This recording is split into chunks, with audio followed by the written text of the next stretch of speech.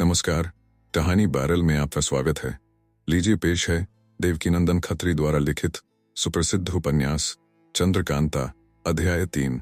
कुमारी को पहले की तरह बेबसी की हालत में देख आंखों में आंसू भर आए।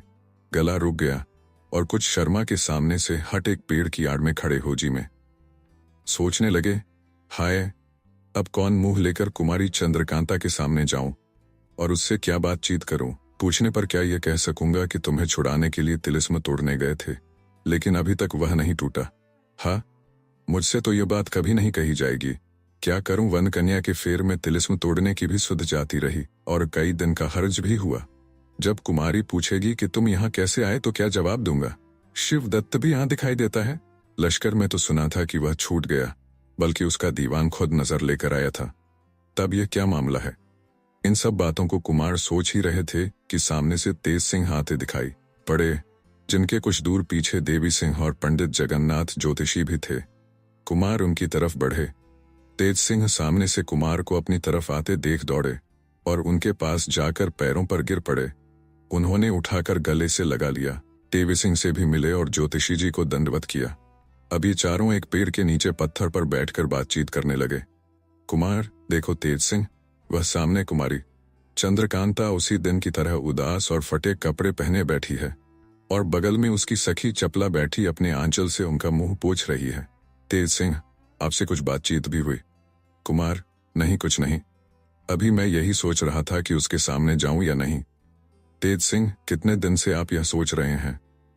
कुमार, अभी मुझको इस घाटी में आए 2 घड़ी भी नहीं हुई। तेज सिंह, ताज्जुब से, क्या आप अभी इस खोह में आए हैं। इतने दिनों तक कहाँ रहे। आपको लश्कर से आए तो कई दिन हुए। इस वक्त आपको यकायक यहाँ देख के मैंने सोचा कि कुमारी के इश्क में चुपचाप लश्कर से निकलकर इस जगह आ बैठे हैं। कुमार, नहीं, मैं अपनी खुशी से लश्कर से नहीं आया। ना मालूम कौन उठा ले गया था। तेज सिंह, ताज्जुब से, हैं, क्या अभी तक आपको यह भी मालूम नहीं हुआ कि लश्कर से आपको कौन उठा ले गया था। कुमार, नहीं, बिल्कुल नहीं। इतना कहकर कुमार ने अपना कुल हाल पूरा कह सुनाया। जब तक कुमार अपनी कैफियत कहते रहे, तीनों अय्यार अचंभे में भरे सुनते रहे। जब कुमार ने अपनी कथा समाप्त की तब तेज सिंह ने ज्योतिषी जी से पूछा, यह क्या मामला है, आप कुछ समझे। ज्योतिषी, कुछ नहीं, बिल्कुल ख्याल में ही नहीं आता कि कुमार कहाँ गए थे और उन्हें ऐसे तमाशे दिखलाने वाला कौन था। कुमार, तिलिस्म तोड़ने के वक्त जो ताज्जुब की बातें देखी थीं, उनसे बढ़कर इन 2-3 दिनों में दिखाई पड़ी। देवी सिंह, किसी छोटे दिल के डरपोक आदमी को ऐसा मौका पड़े तो घबरा के जान ही दे दे। ज्योतिषी, इसमें क्या संदेह है। कुमार, और एक ताजुब की बात सुनो, शिवदत्त भी यहाँ दिखाई पड़ रहा है। तेज सिंह, सो कहा। कुमार हाथ का इशारा करके उस पेड़ के नीचे नजर दौड़ाओ। तेज सिंह, हाँ ठीक तो है, मगर यह क्या मामला है। चलो उससे बात करें, शायद कुछ पता लगे। कुमार, उसके सामने ही कुमारी चंद्रकांता पहाड़ी के ऊपर है, पहले उससे कुछ हाल पूछना चाहिए। मेरा जी तो अजब पेच में पड़ा हुआ है, कोई बात बैठती ही नहीं कि वह क्या पूछेगी और मैं क्या जवाब दूंगा। तेज सिंह, आशिकों की यही दशा होती है। कोई बात नहीं, चलिए मैं आपकी तरफ से बात करूंगा। चारों आदमी शिवदत्त की तरफ चले। पहले उस पहाड़ी के नीचे गए जिसके ऊपर छोटे दालान में कुमारी चंद्रकांता और चपला बैठी थीं। कुमारी की निगाह दूसरी तरफ थी। चपला ने इन लोगों को देखा, वह उठ खड़ी हुई और आवाज देकर कुमार के राजी खुशी का हाल पूछने लगी, जिसका जवाब खुद कुमार ने देकर कुमारी चंद्रकांता के मिजाज का हाल पूछा। चपला ने कहा, इनकी हालत तो देखने ही से मालूम होती होगी, कहने की जरूरत ही नहीं। कुमारी अभी तक सिर नीचे किए बैठी थी। चपला के बातचीत की आवाज सुन चौंक कर उसने सिर उठाया। कुमार को देखते ही हाथ जोड़कर खड़ी हो गई और आंखों से आंसू बहाने लगी। कुंवर वीरेंद्र सिंह ने कहा, कुमारी तुम थोड़े दिन और सब्र करो, तिलिस्म टूट गया, थोड़ा बाकी है। कई सब्बों से मुझे यहाँ आना पड़ा, अब मैं फिर उसी तिलिस्म की तरफ जाऊंगा। चपला, कुमारी कहती हैं कि मेरा दिल यह कह रहा है कि इन दिनों या तो मेरी मोहब्बत आपके दिल से कम हो गई है या फिर मेरी जगह किसी और ने दखल कर ली। मुद्दत से इस जगह तकलीफ उठा रही हूँ जिसका ख्याल मुझे कभी भी ना था, मगर कई दिनों से यह नया ख्याल जी में पैदा होकर मुझे बेहद सता रहा है। चपला इतना कह के चुप हो गई। तेज सिंह ने मुस्कुराते हुए कुमार की तरफ देखा और बोले, क्यों, कहो तो भंडा फोड़ दूं। कुमार इसके जवाब में कुछ कह न सके। आंखों से आंसू की बूंदें गिरने लगीं और हाथ जोड़ के उनकी तरफ देखा। हंसकर तेज सिंह ने कुमार के जुड़े हाथ छुड़ा दिए और उनकी तरफ से खुद चपला को जवाब दिया, कुमारी को समझा दो कि कुमार की तरफ से किसी तरह का अंदेशा न करें। तुम्हारे इतना ही कहने से कुमार की हालत खराब हो गई। चपला, आप लोग आज यहाँ किस लिए आए? तेज सिंह महाराज शिवदत्त को देखने आए हैं। वहां खबर लगी थी कि ये छूटकर चुनारगढ़ पहुंच गए। चपला, किसी आयार ने सूरत बदली होगी। इन दोनों को तो मैं बराबर यहीं देखती रहती हूँ। तेज सिंह, जरा मैं उनसे भी बातचीत कर लूं। तेज सिंह और चपला की बातचीत महाराज शिवदत्त कान लगाकर सुन रहे थे।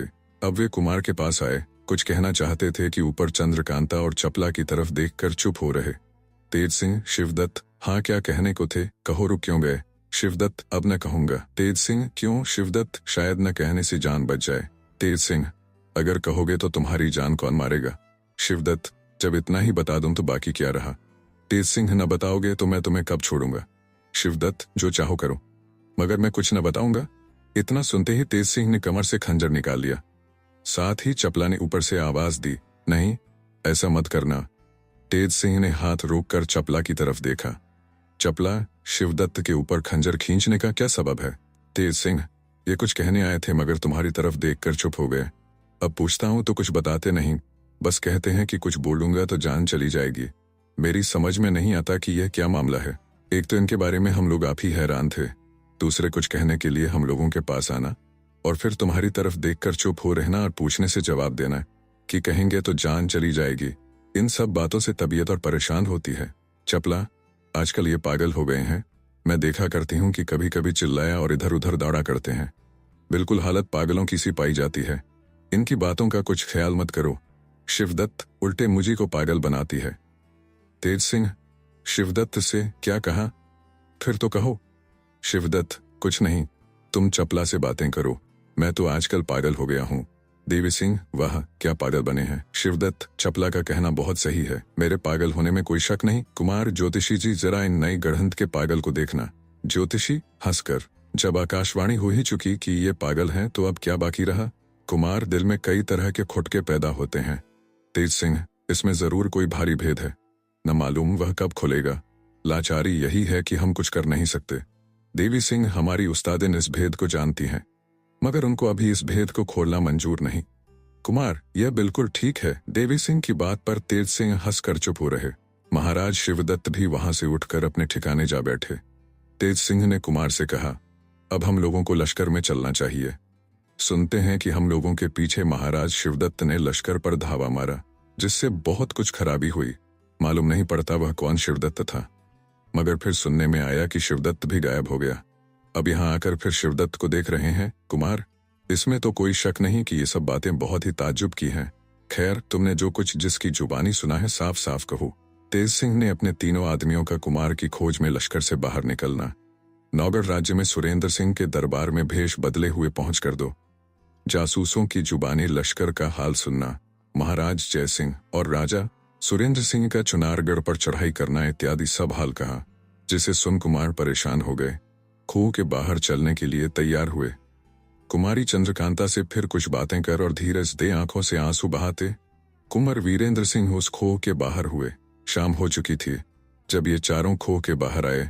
तेज सिंह ने देवी सिंह से कहा कि हम लोग यहाँ बैठते हैं, तुम नौगढ़ जाकर सरकारी अस्तबल में से एक उम्दा घोड़ा खोल लाओ, जिस पर कुमार को सवार करा के तिलिस्म की तरफ ले चलें। मगर देखो, किसी को मालूम ना हो कि देवी सिंह घोड़ा ले गए हैं। देवी सिंह, जब किसी को मालूम हो ही गया तो मेरे जाने से फायदा क्या? तेज सिंह, कितनी देर में आओगे? देवी सिंह, यह कोई भारी बात तो है नहीं जो देर लगेगी, पहर भर के अंदर आ जाऊंगा। यह कहकर देवी सिंह नौगढ़ की तरफ रवाना हुए। उनके जाने के बाद ये तीनों आदमी घने पेड़ों के नीचे बैठ बातें करने लगे।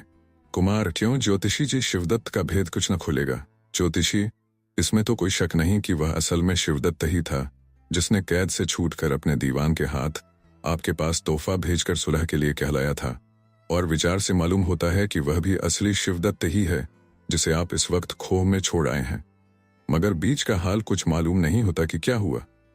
कुमार, पिताजी ने चुनारगढ़ पर चढ़ाई की है, देखें इसका नतीजा क्या होता है। हम लोग भी वहां जल्दी पहुंचते तो ठीक था। ज्योतिषी, कोई हर्ज नहीं, वहां बोलने वाला कौन है? आपने सुना ही है कि शिवदत्त फिर गायब हो गया, बल्कि उस पुर्जे से जो उसके पलंग पर मिला, मालूम होता है फिर गिरफ्तार हो गया। तेज सिंह, हाँ, चुनारगढ़ को जीतने में कोई शक नहीं है, क्योंकि सामना करने वाला कोई नहीं, मगर उनके अय्यारों का खौफ जरा बना रहता है। कुमार, बद्रीनाथ वगैरह भी गिरफ्तार हो जाते तो बेहतर था। तेज सिंह, अब की चलकर जरूर गिरफ्तार करूंगा। इसी तरह की बात करते इनको पहर भर से ज्यादा गुजर गया। देवी सिंह घोड़ा लेकर आ पहुंचे, जिस पर कुमार सवार हो तिलिस्म की तरफ रवाना हुए।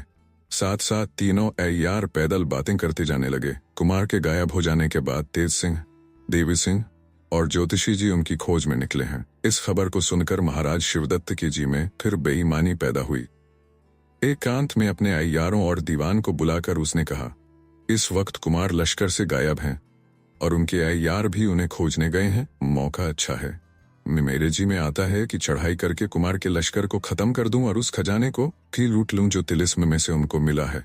इस बात को सुन दीवान तथा बद्रीनाथ, पन्नालाल, रामनारायण और चुन्नीलाल ने बहुत कुछ समझाया कि आपको ऐसा न करना चाहिए, क्योंकि आप कुमार से सुलह कर चुके हैं।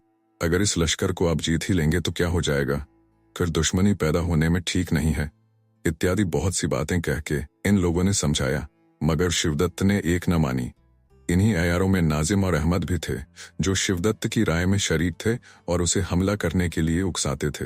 आखिर महाराज शिवदत्त ने कुंवर वीरेंद्र सिंह के लश्कर पर हमला किया और खुद मैदान में आ फतह सिंह सिपहलासार को मुकाबले के लिए ललकारा।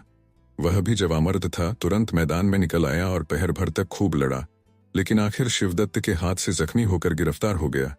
सेनापति के गिरफ्तार होते ही फौज बेदिल होकर भाग गई। सिर्फ खेमा वगैरह महाराज शिवदत्त के हाथ लगा। तिलिस्मी खजाना उसके हाथ कुछ भी नहीं लगा, क्योंकि तेज सिंह ने बंदोबस्त करके उसे पहले ही नौगढ़ भेजवा दिया था। हाँ, तिलिस्मी किताब उसके कब्जे में जरूर पड़ गई, जिसे पाकर वह बहुत खुश हुआ और बोला, अब इस तिलिस्म को मैं खुद तोड़ कुमारी चंद्रकांता को उस खो से निकाल कर ब्याहूंगा। फतेह सिंह को कैद कर शिवदत्त ने जलसा किया। नाच की महफिल से उठकर खास दीवान खाने में आकर पलंग पर सो रहा। उसी रोज वह पलंग पर से गायब हुआ। मालूम नहीं कौन कहाँ ले गया। सिर्फ वह पुर्जा पलंग पर मिला जिसका हाल ऊपर लिख चुके हैं। उसके गायब होने पर फतेह सिंह सिपहसालार भी कैद से छूट गया। उसकी आंख सुनसान जंगल में खुली। यह कुछ मालूम न हुआ कि उसको कैद से किसने छुड़ाया, बल्कि उसके उन जख्मों पर जो शिवदत्त के हाथ से लगे थे पट्टी भी बांधी गई थी, जिससे बहुत आराम और फायदा मालूम होता था। फतेह सिंह फिर तिलिस्म के पास आए, जहां उनके लश्कर के कई आदमी मिले, बल्कि धीरे धीरे वह सब फौज इकट्ठी हो गई जो भाग गई थी। इसके बाद ही यह खबर लगी कि महाराज शिवदत्त को भी कोई गिरफ्तार कर ले गया। अकेले फतेह सिंह ने सिर्फ थोड़े से बहादुरों पर भरोसा कर चुनारगढ़ पर चढ़ाई कर दी। 2 कोस गया होगा कि लश्कर लिए हुए महाराज जयसिंह के पहुंचने की खबर मिली। चुनारगढ़ का जाना छोड़ जयसिंह के इस्तकबाल अगवानी को गया और उनका भी इरादा अपने ही सा सुन उनके साथ चुनारगढ़ की तरफ बढ़ा। जयसिंह की फौज ने पहुंचकर चुनारगढ़ का किला घेर लिया। शिवदत्त की फौज ने किले के अंदर घुसकर दरवाजा बंद कर लिया। फसीलों पर तोपें चढ़ा दी और कुछ रसद का सामान कर फसीलों और बुर्जों पर लड़ाई करने लगे। चुनारगढ़ के पास 2 पहाड़ियों के बीच के एक नाले के किनारे शाम के वक्त पंडित बद्रीनाथ, रामनारायण, पन्नालाल, नाजिम और अहमद बैठे आपस में बातें कर रहे हैं। नाजिम, क्या कहें, हमारा मालिक तो बहिश्त में चला गया, तकलीफ उठाने को हम रह गए। अहमद, अभी तक इसका पता नहीं लगा कि उन्हें किसने मारा। बद्रीनाथ, उन्हें उनके पापों ने मारा और तुम दोनों की भी बहुत जल्द वही दशा होगी। कहने के लिए तुम लोग अय्यार कहलाते हो, मगर बेईमान और हरामखोर पूरे दर्जे के हो, इसमें कोई शक नहीं। नाजिम, क्या हम लोग बेईमान हैं?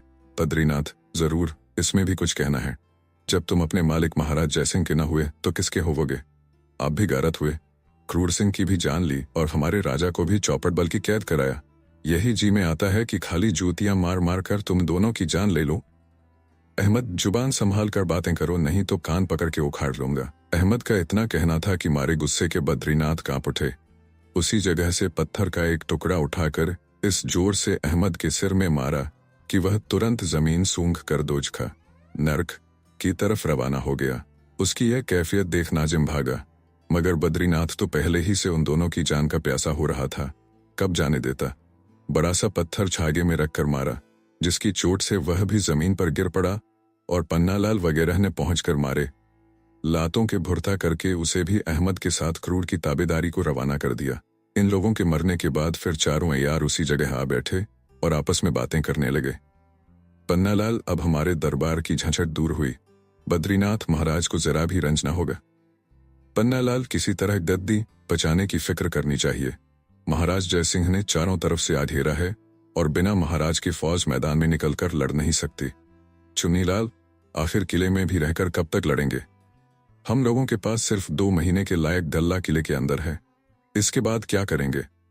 रामलाल, यह भी मौका न मिला कि कुछ गल्ला बटोर कर रख लेते। बद्रीनाथ, एक बात है, किसी तरह महाराज जय सिंह को उनके लश्कर से उड़ाना चाहिए। अगर वह हम लोगों की कैद में आ जाएं, तो मैदान में निकलकर उनकी फौज को भगाना मुश्किल ना होगा। पन्नालाल, जरूर ऐसा करना चाहिए।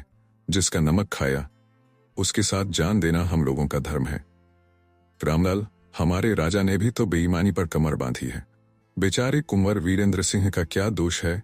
चुन्नीलाल, चाहे जो हो, मगर हम लोगों को मालिक का साथ देना जरूरी है। बद्रीनाथ, नाजिम और अहमद, ये ही दोनों हमारे राजा पर क्रूर ग्रह थे, सो निकल गए। अब की दफा जरूर दोनों राजाओं में सुलह कराऊंगा, तब वीरेंद्र सिंह की चौबदारी नसीब होगी। वाह, क्या जवामर्द और होनहार कुमार हैं। पन्नालाल, अब रात भी बहुत गई, चलो कोई तैयारी करके महाराज जय सिंह को गिरफ्तार करें और गुप्त राह से किले में ले जाकर कैद करें। बद्रीनाथ, हमने एक तैयारी सोची है, वही ठीक होगी। पन्नालाल, वह क्या? बद्रीनाथ, हम लोग चल के पहले उनके रसोइये को फांसें। मैं उसकी शक्ल बनाकर रसोई बनाऊं और तुम लोग रसोई घर के खिदमतगारों को फांस कर उनकी शक्ल बनाकर हमारे साथ काम करो। मैं खाने की चीजों में बेहोशी की दवा मिलाकर महाराज को और बाद में उन लोगों को भी खिलाऊंगा जो उनके पहरे पर होंगे। बस फिर हो गया। पन्नालाल, अच्छी बात है, तुम रसोइया बनो, क्योंकि ब्राह्मण हो। तुम्हारे हाथ का महाराज जय सिंह खाएंगे तो उनका धर्म भी न जाएगा। इसका भी ख्याल जरूर होना चाहिए, मगर एक बात का ध्यान रहे कि चीजों में तेज बेहोशी की दवा न पड़ने पाए। बद्रीनाथ, नहीं नहीं, क्या मैं ऐसा बेवकूफ हूं? क्या मुझे नहीं मालूम कि राजे लोग पहले दूसरे को खिलाकर देख लेते हैं? ऐसी नरम दवा डालूंगा कि खाने के 2 घंटे बाद तक बिल्कुल न मालूम पड़े कि हमने बेहोशी की दवा मिली हुई चीजें खाई हैं। रामनारायण, बस यह राय पक्की हो गई, अब यहां से उठो। राजा सुरेंद्र सिंह भी नौगढ़ से रवाना हो दौड़े दौड़े बिना मुकाम किए 2 रोज में चुनारगढ़ के पास पहुंचे। शाम के वक्त महाराज जय सिंह को खबर लगी। फतेह सिंह सेनापति को, जो उनके लश्कर के साथ थे, इस्तकबाल के लिए रवाना किया। फतेह सिंह की जुबानी राजा सुरेंद्र सिंह ने सब हाल सुना। सुबह होते होते इनका लश्कर भी चुनारगढ़ पहुंचा और जय सिंह के लश्कर के साथ मिलकर पड़ाव डाला गया। राजा सुरेंद्र सिंह के पास भेजा कि आकर मुलाकात के लिए बातचीत करें। फतेह सिंह राजा सुरेंद्र सिंह के खेमे से निकल कुछ ही दूर गए थे कि महाराज जय सिंह के दीवान हरदयाल सिंह सरदारों को साथ लिए परेशान और बदहवास आते दिखाई पड़े। जिन्हें देखिए अटक गए, कलेजा धक धक करने लगा। जब वे लोग पास आए तो पूछा, क्या हाल है जो आप लोग इस तरह घबराए हुए आ रहे हैं? एक सरदार, कुछ ना पूछो, बड़ी आफत आ पड़ी। फतेह सिंह, घबरा कर सो क्या? दूसरा सरदार, राजा साहब के पास चलो, वहीं सब कुछ कहेंगे। उन सभी को लिए हुए फतेह सिंह राजा सुरेंद्र सिंह के खेमे में आए, कायदे के माफिक सलाम किया, बैठने के लिए हुक्म पाकर बैठ गए। राजा सुरेंद्र सिंह को भी इन लोगों के बदहवास आने से खुटका हुआ। हाल पूछने पर हरदयाल सिंह ने कहा, आज बहुत सवेरे किले के अंदर से तोप की आवाज आई, जिसे सुनकर खबर करने के लिए मैं महाराज के खेमे में आया। दरवाजे पर पहरे वालों को बेहोश पड़े देखकर ताज्जुब मालूम हुआ, मगर मैं बराबर खेमे के अंदर चला गया। अंदर जाकर देखा तो महाराज का पलंग खाली पाया। देखते ही जी सन्न हो गया। पहरे वालों को देखकर कविराज जी ने कहा, इन लोगों को बेहोशी की दवा दी गई है। तुरंत ही कई जासूस महाराज का पता लगाने के लिए इधर उधर भेजे गए, मगर अभी तक कुछ भी खबर नहीं मिली। ये हाल सुनकर सुरेंद्र सिंह ने जीत सिंह की तरफ देखा, जो उनके बाईं तरफ बैठे हुए थे।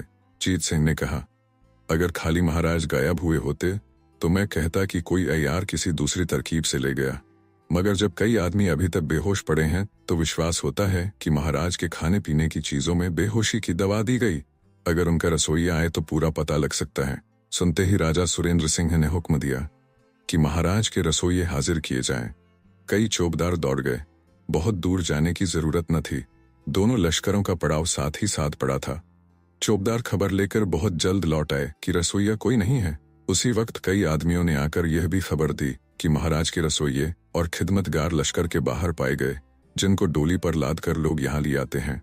दीवान तेज सिंह ने कहा, सब डोलियां बाहर रखी जाएं, सिर्फ एक रसोइये की डोली यहाँ लाई जाए। बेहोश रसोइया खेमे के अंदर लाया गया, जिसे जीत सिंह लख लख सूंघा कर होश में लाए और उससे बेहोश होने का सबब पूछा। जवाब में उसने कहा, पहर रात गए हम लोगों के पास एक हलवाई खोमचा लिए हुए आया, जो बोलने में बहुत ही तेज और अपने सौदे की बेहद तारीफ करता था। हम लोगों ने उससे कुछ सौदा खरीद कर खाया। उसी समय सिर घूमने लगा।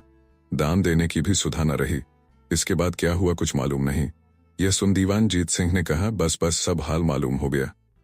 अब तुम अपने डेरे में जाओ। इसके बाद थोड़ा सा लखलखा देकर उन सरदारों को भी विदा किया और यह कह दिया कि इसे सूंघा कर आप उन लोगों को होश में लाइए जो बेहोश हैं, और दीवान हरदयाल सिंह को कहा कि अभी आप यहीं बैठिए। सब आदमी विदा कर दिए गए। राजा सुरेंद्र सिंह, जीत सिंह और दीवान हरदयाल सिंह रह गए। राजा सुरेंद्र दीवान जीत सिंह की तरफ देखकर, महाराज को छुड़ाने की कोई फिक्र होनी चाहिए। जीत सिंह, क्या फिक्र की जाए? कोई अय्यार भी यहाँ नहीं जिससे कुछ काम लिया जाए। तेज सिंह और देवी सिंह कुमार की खोज में गए हुए हैं।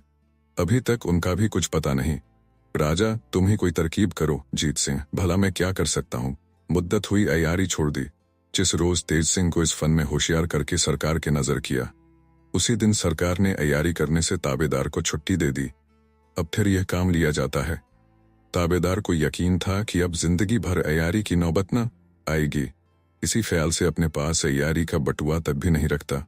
राजा, तुम्हारा कहना ठीक है, मगर इस वक्त दब जाना या अय्यारी से इनकार करना मुनासिब नहीं। और मुझे यकीन है कि चाहे तुम अय्यारी का बटुआ न भी रखते हो, मगर उसका कुछ न कुछ सामान जरूर अपने साथ लाए होगे। जीत सिंह मुस्कुराकर, जब सरकार के साथ हैं और इस फन को जानते हैं तो सामान क्यों न रखेंगे। राजा, तब फिर क्या सोचते हो? इस वक्त अपनी पुरानी कारीगरी याद करो और महाराज जय सिंह को छुड़ाओ। जीत सिंह, जो हुक्म। आप सुन रहे थे कहानी बैरल से बाबू देवकीनंदन खत्री द्वारा लिखित उपन्यास चंद्रकांता, अध्याय 3। वीडियो पसंद आया तो इसे लाइक करिए और चैनल को भी सब्सक्राइब कीजिए। धन्यवाद।